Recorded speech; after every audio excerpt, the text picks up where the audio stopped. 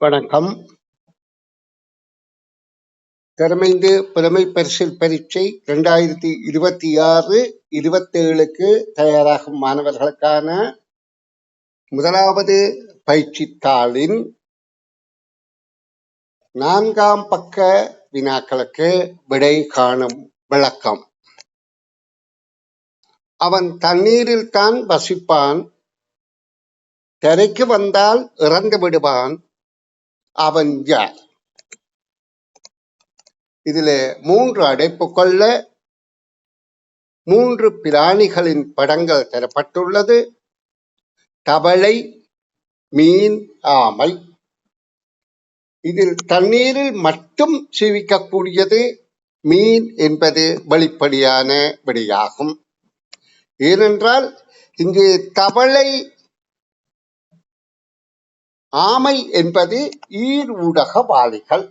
ஈர் ஊடகம் என்றால் நிலத்திலும் வாழும், நீரிலும் வாழும்.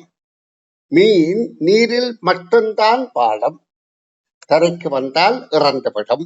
காரணம், மீனுக்கு நீரில் உள்ள காற்றை எடுத்து சுவாசிக்கின்ற உறுப்புத்தான் நுரையீரலாக அங்கே இருக்கின்றது. அதாவது எங்களுக்கு சுவாசிப்பதற்கு எப்படி நுரையீரல் இருக்கின்றதோ அதே போல் மீன் சுவாசிப்பதற்கு அதன் காது பகுதியை நாங்கள் பார்க்கின்ற போது ஒரு வகையான பூ போன்ற அமைப்பிலே இருக்கும். அதுதான் அந்த சுவாசத்துக்குரிய ஒரு பூ. அது தண்ணீரில் உள்ள காற்றை எடுத்து அந்த காற்றை சுவாசித்து கொண்டு அந்த தண்ணீரை அந்த காது வழியே வெளியேற்றும். ஆயினும் தண்ணீரை வாயால திறந்து எடுக்கும். அப்ப நாங்க மீனை அவதானிக்கின்ற போது எந்த நேரமும் வாயாடி கொண்டிருக்கும். அதுக்கு என்ன காரணம்? தண்ணீரை உள்ளுக்கு இருக்குது. அது தண்ணியை குடிக்கிறதுக்கு எடுக்கவில்லை, சாப்பாடாக எடுக்கவில்லை, அதிலே இருக்கிற காற்றை எடுத்து சுவாசிப்பதற்காக எடுக்கின்றது. இப்ப நாங்களும் சாதாரணமாக இந்த நேரமும் காற்றை உள்ளுக்கும் மூக்கால் எடுத்து கொண்டிருக்கிறோம். அது எங்கட செயல் அல்ல, அது தானாக நடக்குது, உயிரின் செயல். அப்ப அந்த காற்றை எடுத்து அதுல உள்ள தேவையான பகுதியை எடுத்துட்டு தேவையில்லாத பகுதியை நீக்குது, அதோட கழிவையும் சேர்த்து நீக்குது. இதே போல சுவாசம் என்கிறதுக்கு மீனுக்கு நீரில் தான் நடைபெறும். இந்த ஆமை, தவளை என்பது தரையிலும் சுவாசிக்கும், நீரிலும் சுவாசிக்கும். ஆகவே இதிலே 2வது விடையே பொருத்தமானது. 19வது கேள்வி, எழுத்துக்களை இணைத்து ஆக்கக்கூடிய சொற்கள். இதிலே எழுத்துக்களை முதலாவது பகுதியில், அதாவது இடதுபுறமாக உள்ள 3 எழுத்துக்களையும் வலதுபுறம் உள்ள 2 எழுத்துக்களோடு தனித்தனியாக இணைப்பதன் மூலம் 3 எழுத்து சொற்கள் ஆக்க முடியும். அவை எவை? காகம், தாகம், பாகம். காகம் என்பது பறவை, தாகம் என்றது தண்ணீர் குடிக்க தாகம் ஏற்படுவது ஒரு உணர்வு, பாகம் என்பது பிரிவு. அப்ப காகம், தாகம், பாகம் என்ற 3வது பொருத்தமானது. அதே போல அடுத்ததுல மாதம், பாதம், பூதம், கீதம். அப்ப மாதம், பாதம் தானா வரும். மாதம், பாதம், பூதம், கீதம் 2வது பொருத்தமானதாக இருக்கின்றது. இவை ஒவ்வொன்றும் கருத்துள்ள சொற்கள். மாதம் என்றால் 28, 29, 30, 31 குறிப்பது மாதம். ஒரு வருடம் 12 மாதங்களாக பிரிக்கப்படும். பாதம் என்பது காலின் பகுதி, அடிப்பகுதி. பூதம் என்பது பிரமாண்டமான பெரிய உருவம். கீதம் என்பது இசை. இனி நாங்கள் அடுத்த வினாவை பார்வையிடுவோம். 28, நான் அதிகாலையில் எழுவேன், காகா எனக் கரைவேன், குப்பைகளை உண்பேன், நான் யார்?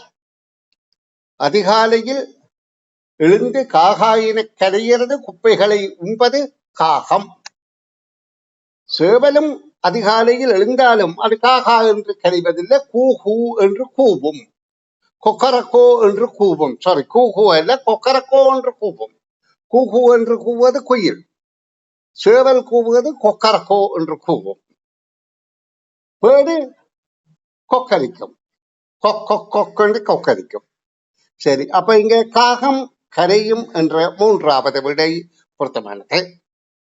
நாங்க இனி 22வது வினாவை பார்த்தால், நான் வைத்தியசாலையில் இருப்பேன், மருந்து தருவேன், நோய் குணமாகும். நான் யார்?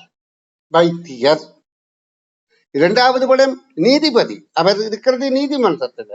அவர் நீதி வழங்குறது. குற்றம் அதாவது குற்றமளித்தவருக்கு தண்டனையும் குற்றமளிக்காதவருக்கு நிரபராதிக்கு விடுதலையும் அளிப்பது நீதிபதி.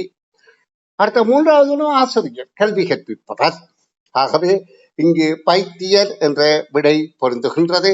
இது நாங்கள் 23வது வினாவை பார்வையிடுவோம்.